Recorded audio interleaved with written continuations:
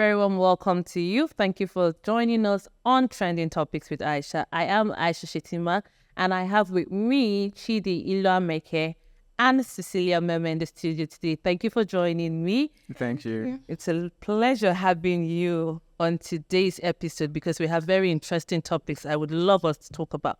Now, the first topic I want us to address is the NLC setting up a deadline of December 1st, asking the federal government to meet up with the payment of minimum wage. We know there's been a back and forth between the NLC and the federal government, and we know usually they would have a closed-door meeting and come out and postpone. They were able to achieve, from, I think, a 30,000 naira to 70,000 naira minimum wage upgrade at some point. Most states have not yet implemented this change. Some states are actually have been set to implement, but most states have not. And now the NLC are coming out again to say they will strike again if the federal government don't meet up or implement this minimum wage. Chidi, what's your take on this? First of all, the NLC, they are there to... What they're asking for is very just. They're asking for a just wage that is supposed to take care of the economic hardships that Nigerians face today across board, And if you ask me, I would say that even that amount is not enough.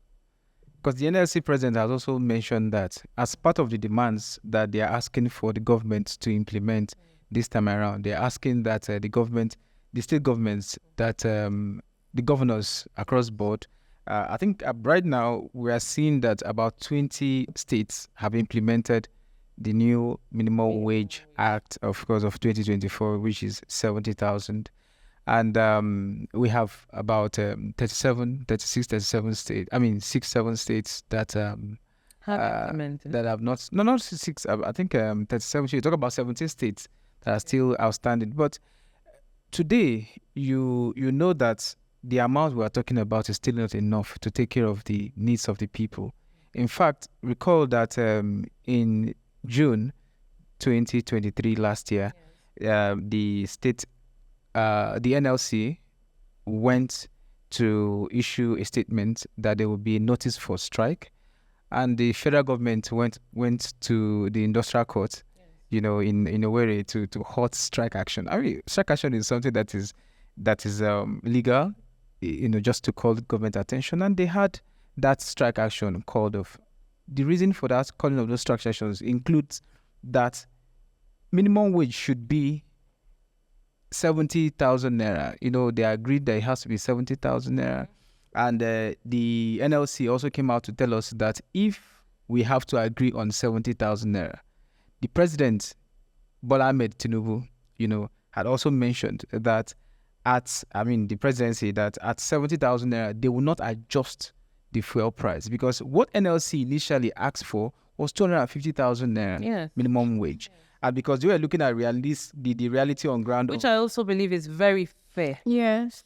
And then the president, Bola Ahmed Tinubu, had a closed-door meeting with them at the villa, that, of course, the chief of staff, Bajamiala, was there, and they agreed that it has to be 70,000 naira, because the NLC president, along with the TUC president, Joy Ajaero, mentioned that we should leave the people, they should not suffer, allow them to do not increase fuel price. Right.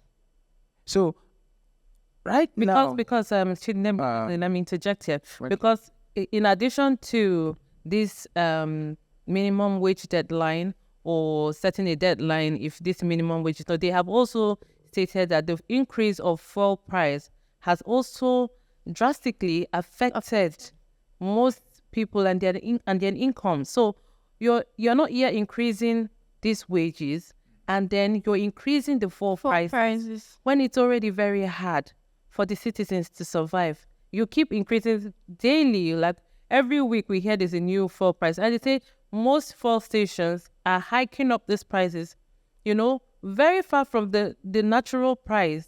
You don't want to blame that on the marketer, on the fuel stations. I mean, we know how it works. It works in a way that is from the presidency. The president, Bola Ahmed Tinubu, is your minister of petroleum. Hope you know. That's very important. That's So now, NLC has come out to say they feel betrayed then, that why will you increase fuel price from 617 naira, you understand now, to 800, and of course today we have it at 1,200, some states 1,500, some places 1,300. And that's over 100% increase. As at when you agreed with Labour that you will have minimum wage to be 70,000, and there won't be an increase in fuel price, the pump price of petroleum, the premium motor spirit. And if you're going to do that, Labour is saying that if you're going to do that, please, we cannot agree with you. You cannot do that. So, because, these are issues. And today, what Labour is saying is that deadline of December 1st, they are coming for these few states.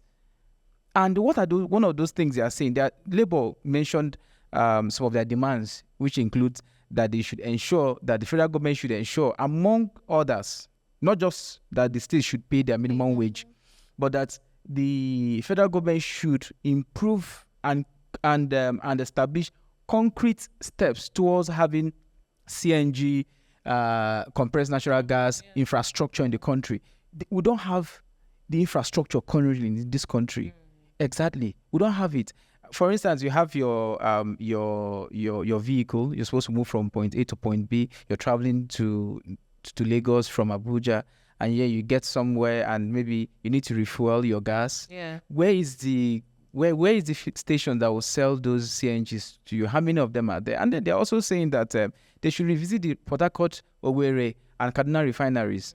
That they need to be working into common stream, and this is not happening. It's unfortunate. I'll come back to you, Chidi, on this. Cecilia, let me throw this question to you. What do you think the NLC, how do you think they should engage with the federal government to ensure that these minimum wages are implemented immediately? Okay. I think as usual and as always, there would always be a closed door meeting, because I think personally I'm of the opinion that not all strike would yield results. Like there are other means to an end.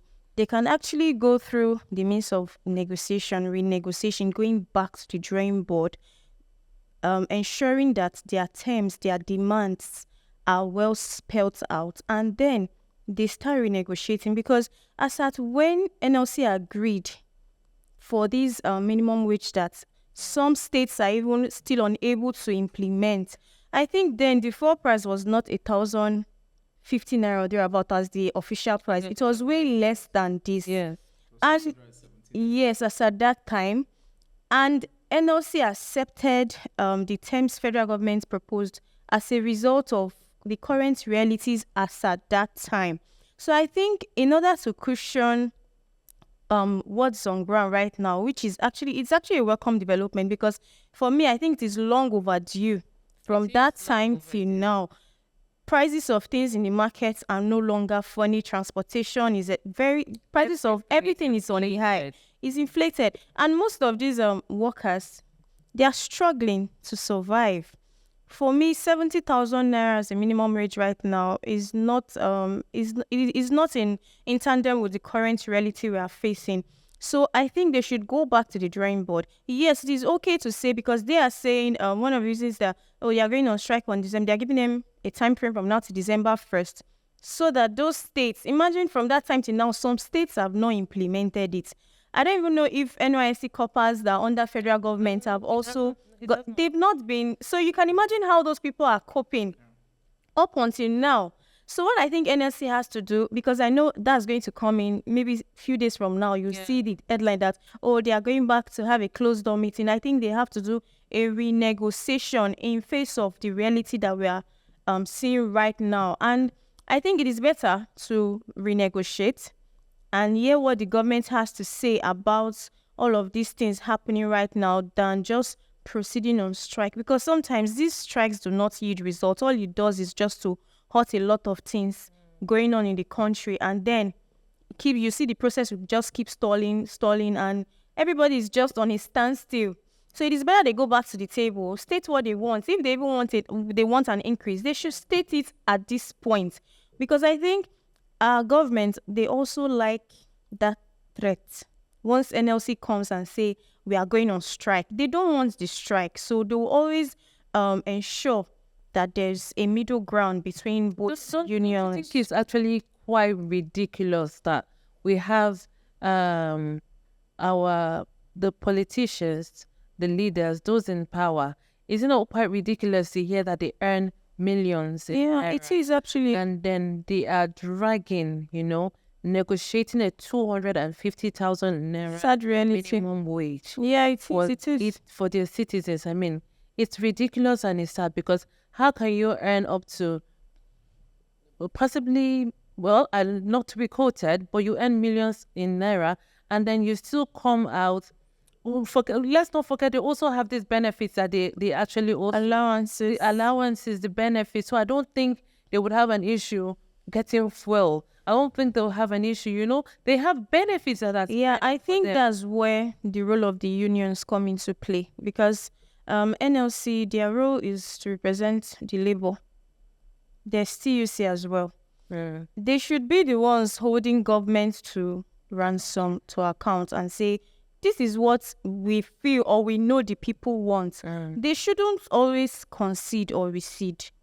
Once they say, let's go in for a negotiation, government proposed 250,000, and you can see the way government slashed it down to 70,000 and 70,000 naira right now as a wage. It wouldn't go anywhere. How much is a bag of rice in the market?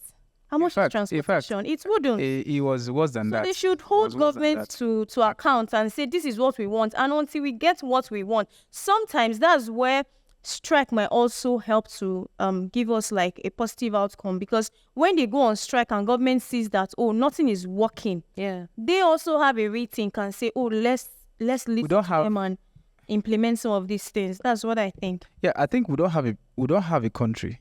We don't have a country where even the strike itself, I mean, strike used to be the final the last resort for labor. You had Adams Oshomole, he shook this nation. He helped the workers. Were excited when Adams Oshomole, senator, was in labor. He was respected. Obasanjo, as the president then, respected reasonably compared to what we're seeing now. Adams Oshomole. Right now, you have a president that would approach, using the machinery of federal government, will approach the industrial court as of 2023 last year to ask that strike action should not hold. And on the basis of that, you have crippled labor. You have only told us that you don't care about the people. You went to buy yacht without our approval.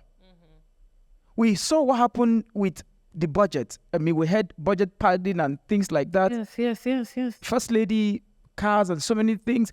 And then you're asking yourself questions. Do these people care about us? No. Like she mentioned, strike is supposed to help, but now it can't even help. Look at what happened with NLC President Joe Ajero in Imo State. In Imo State, he was beaten black and blue. That's an insult. How unfortunate. Why? He was beaten and taken by the Nigerian police. Yes. To where? He was beaten, and today, why? Because they said the reason why they attacked him in Owerri, the NLC secretariat, was because they were planning strike, which, of course, the industrial court had ruled against. In clear terms, it was just oppression. So how do you do that? The issue of strike. Now we'll come again. Just last month, early October, you saw what happened. He was arrested. Joe Ajorege, the NLC president, was arrested in Abuja airport, where he was going to attend a conference. No, Chidi, before in London on a short break. Sorry, I would like to let me ask you, how do you think? What do you propose, or what do you think the NLC should propose to ensure that these suggestions or these wages are mandated? How do you think? What do you think they should do? What proposal do you think they should put out to the federal government? First of all, you are dealing with people that don't care about you. What NLC needs to do, first, they need to first purge themselves of corruption. Yeah, accurate. They say he who comes to equity comes with clean hands. Recall that before the NLC president was arrested in Abuja airport, and taken to the office of the National Security Advisor. I mean, that's silly. That's silly. It shouldn't be done. It shouldn't be heard of. I mean, that is fighting democracy because you're talking about the rights of the people. This is who champions it. So what are you saying, that the people cannot say anything? That is anarchy. And that is lawlessness. That's authoritarianism. I mean, that's not democracy in itself. So what they should do, NLC, first of all, like I mentioned, they should look at themselves and see if there are traces of corruption. They should remove those persons involved. If the NLC president is corrupt or he has something in his cupboard, he knows himself better than we do, please let him step down and bring in somebody who is more radical. We need somebody who will tell the people in power that we own this country. We need to go and then go on strike, because in almost all cases, what you hear is that the NLC does not even represent the people anymore. Because they represent the elite. Agree with me. They had a very strong hold few months ago. Yeah. And they stood their ground, and in fact, not most, all organizations actually stood with them. Everybody was willing to go on strike with them. I think it was now, quite sad. Nigerians do not have faith in NLC. So they're losing credibility. There's this trend of they'll come up with an information that we are going on strike, and then again in less than 24 hours and a few days they'll say the strike is no longer holding. We'll be like, so you see an average Nigerian will be like, NLC, they're just backing doors. Yeah. They're not going to do Not going to anything. do anything. So I concur to what he earlier said. If he has any skeletons in his cupboard, he should purge himself. He should take a step aside. Let people have Pass that. the ball. Yes, they should do that, because in the time of Adams Oshomole, when you hear that NLC wants to go on strike, that strike is going to happen. And it is not going to happen. The president is jittery. It's going to yield a positive result. So we can look at it from that angle and ensure that before they go on strike, if he's not able to take that strike further, they should step aside and let people who are willing, people who have passion, people who are devoted to the people, come on board and take this thing off. Because no matter what, our governments, they love it hard. If I should use that word, they love it hard. So in as much as we're encouraging them to go into renegotiation and all of that, if strike is the last resort, so be it. But then again, that strike has to be productive and not just a regular statement that we're going on strike. Oh, thank you so much. We will be going on a short break. Please stay with us. Ready for change? Join LJE Nigeria, an innovative organization driven by change, growth, and economic advancement. For membership details and registration, visit our website ljenigeria.org or follow us on all social media platforms.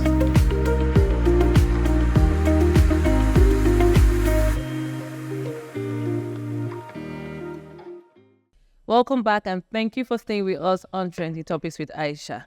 Chidi, there has been the emergence of a new terrorist group in Nigeria called the Lukarawas. Are you aware? Yeah.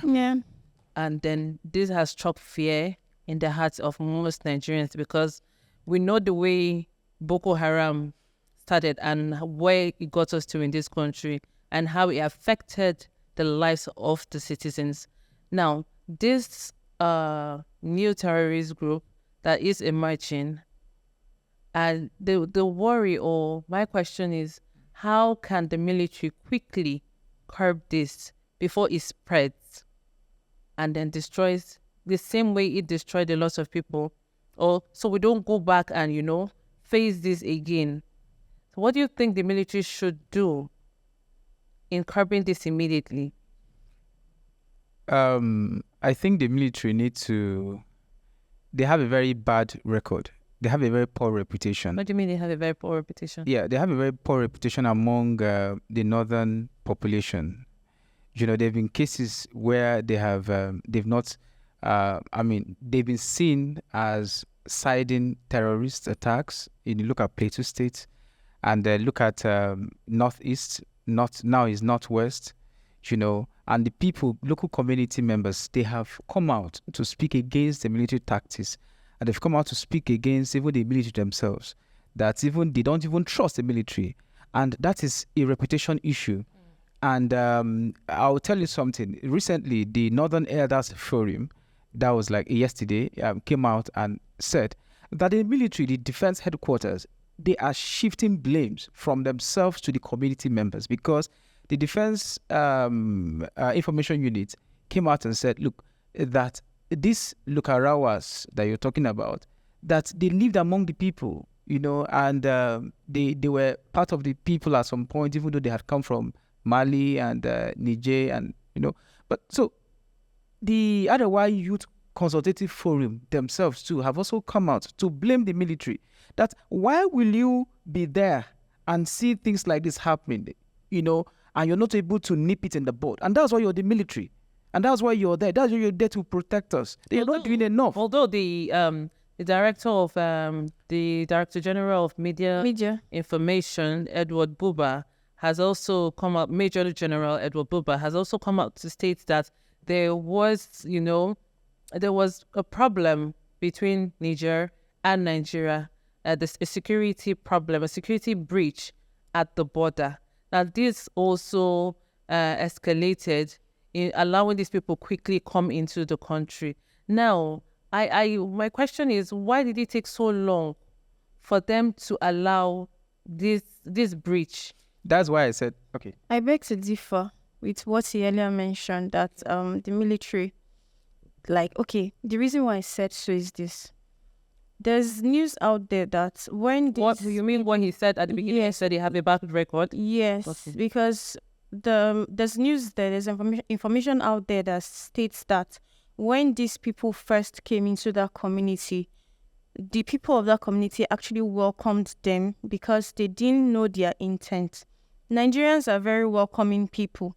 Unless you exhibit a trait that is suspicious of criminal actions, I would naturally take you for my brothers. And I'm sure people of that community that acted in that light acted in good faith, not knowing that there was an intent behind those people coming into their community. Yeah. And there is this thing about see something, say something. Yeah. It is also possible that the military, they were not aware. Because if a stranger comes into my community and I feel is my brother, I would naturally not just go and report to the police or to report to any agency and say, oh, we are having suspicious people around, when there is no evidence on ground that they were actually here to kill or to do any other thing. So from that angle, I don't think I would immediately cast the blame on the military. But where you can actually fault them is when the people got to understand the fact that these people came with bad intentions, and which, quite all right, they immediately communicated to the military. Your question was like, how can they nip this into the bud quickly? The deed has been done. They've started exhibiting. It's fast rising because it's fast rising. A town called what I think we should be looking at as, because those northern states are not states where you have good technologies, good networks, bad road networks. We should be looking at how we are going to implement the use of technology to nip this thing quickly, because it is not just about combating with them physically, but also your intelligence. How wide is it going to be? How wide is it going to cover? And these things are not things that you can't just go to say because you want to nip it, you just go to war and you send soldiers down there, which ordinarily there should be soldiers or like a cantonment around that area. But I don't think you just run into your enemies. There are steps. I think they have to plan on the most strategic and any way that they know that they're going to do this thing that is going to be beneficial to both the people. Because if you're not careful, if the military doesn't act in a very intelligent way, a lot of Nigerians within that community would also be affected. Now, my point is, we know there has been a constant fight between the Boko Haram and the military. We know they send troops that side almost every day. We know how we receive news, we receive reports, and they have been fighting.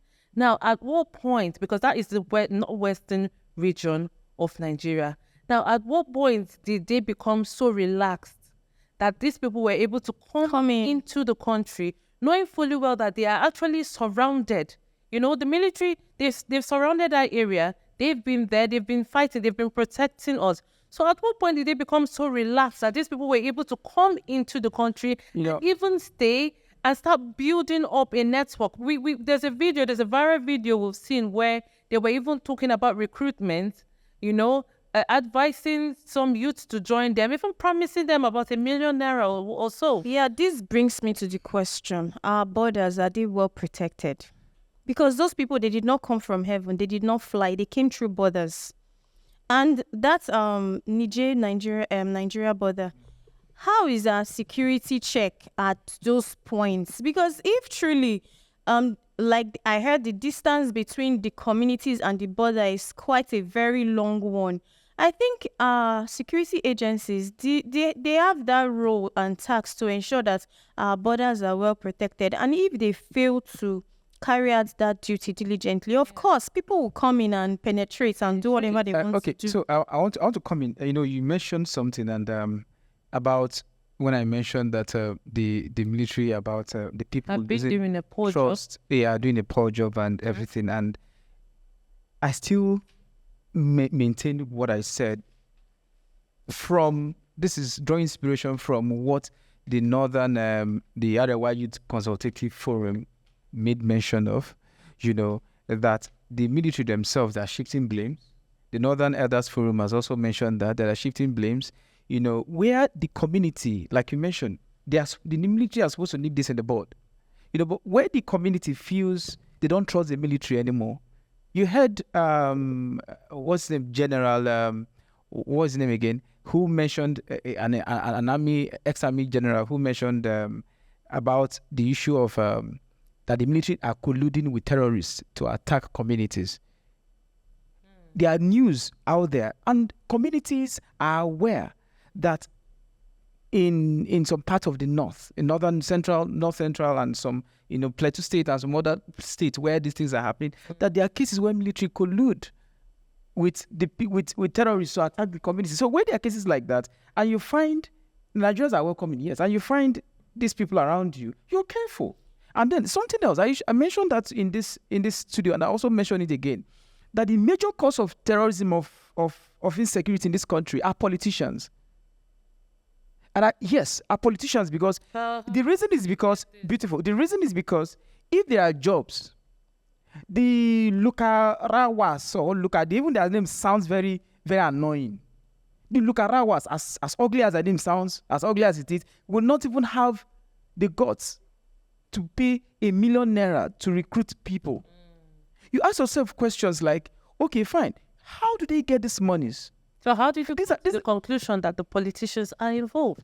How we come to the conclusion that the politicians are involved is that what is the benefits of Nigerians being Nigerian? What are our benefits? What is the economic indices like? Sir, today our inflation is 34.9%. You understand what I'm saying? People are suffering. There's hunger in the land, and the high cost of food, the high cost of transportation. People cannot even feed. There's hunger in the land. There's nothing. People are just wretched. At that instance, people are already, fertilized to be used by any group. In fact, I was saying this to somebody. It's online that they induce people with money. Even Boko Haram. Have we forgotten about? Is it a distraction, a deliberate distraction for us to leave Boko Haram issues? Because right now, you know that 11.8% of Nigerian budget was given to the was budgeted for what's it called, for security and defense, and that's 3.25 trillion naira, and that's huge. That's the largest chunk of our budget. And then when you're paying this money, and somebody is telling you that, Mr. President, dear Nigerians, you voted me there to protect you, and with your funds, we cannot secure you because of flimsy excuses. He should be fired on the spot. People should be fired. They are just apprentices. They've just been hired, and they should fire them. And nothing is happening. Mr. Shidi, are you aware that some of these persons, they are not Nigerians? I want to say something.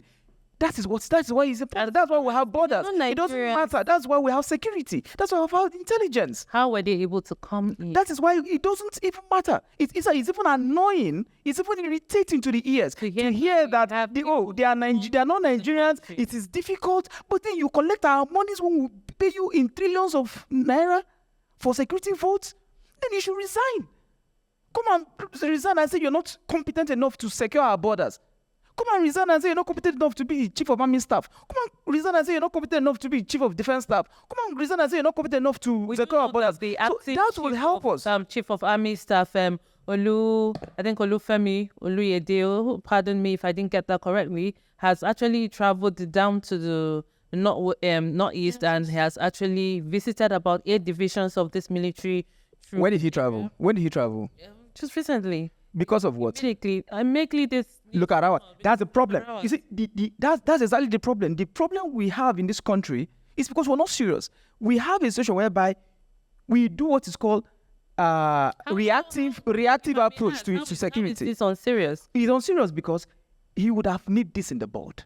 But it is not at this point. It's not at this point. Governors, they also have not. We have state governors. They have their security votes. Not very reactive.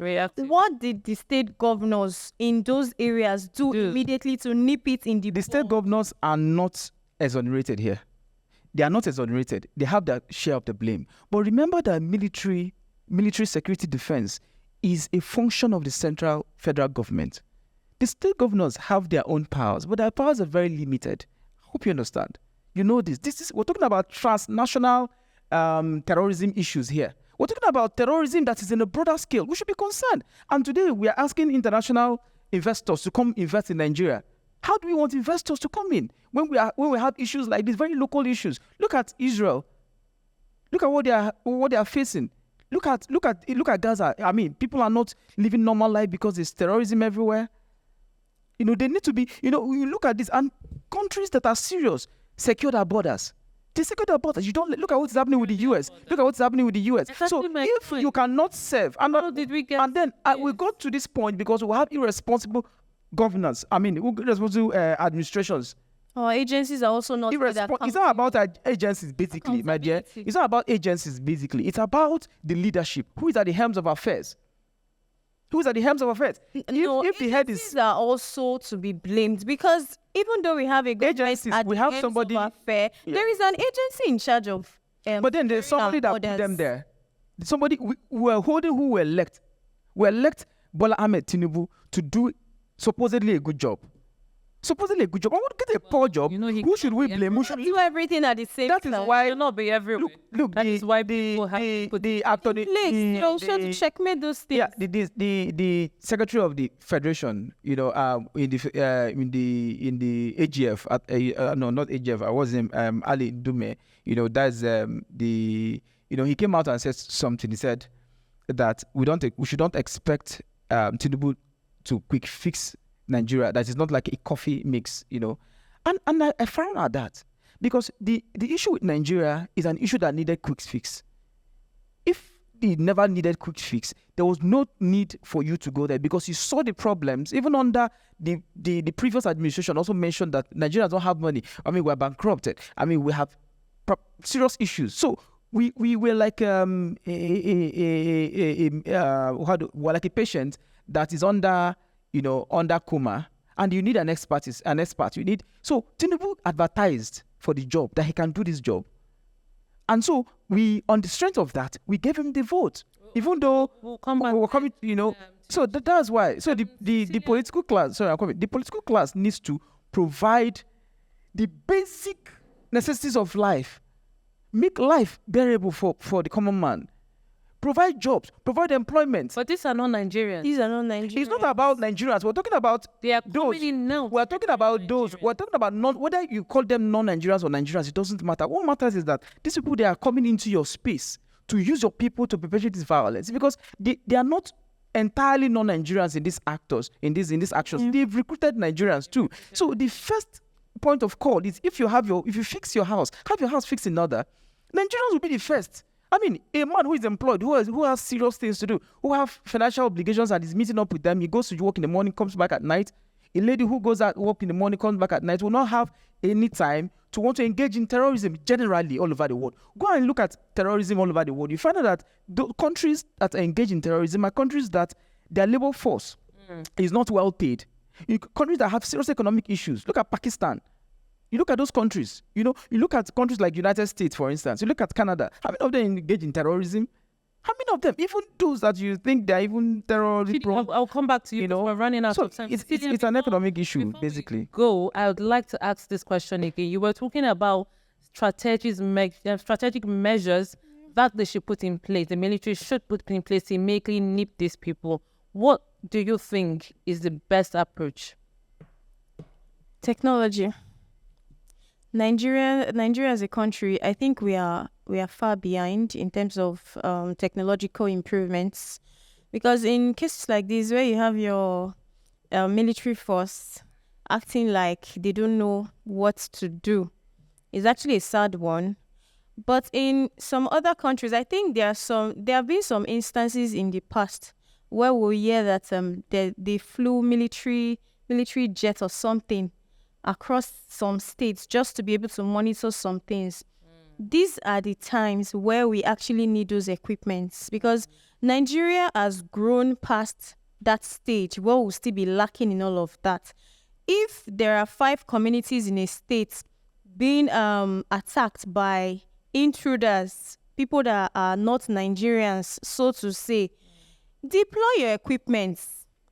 Let your officers come out to work, because if actually we've been struggling with nipping Boko Haram in the bud, and now we are now being faced with another one that we do not even know the origin of their name, and we're hearing that they are not even Nigerians, it actually can be very terrible.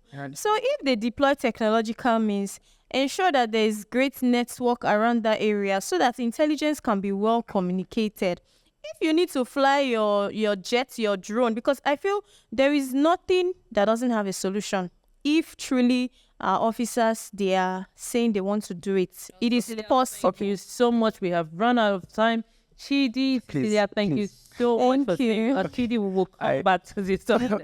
Unfortunately, this is where we come to the end of this episode on Trending Topics with Aisha. Thank you for staying with us. Please remember to go on our Instagram handle @Trends with Aisha. Follow, like, and comment till I come your way again next time. Bye for now.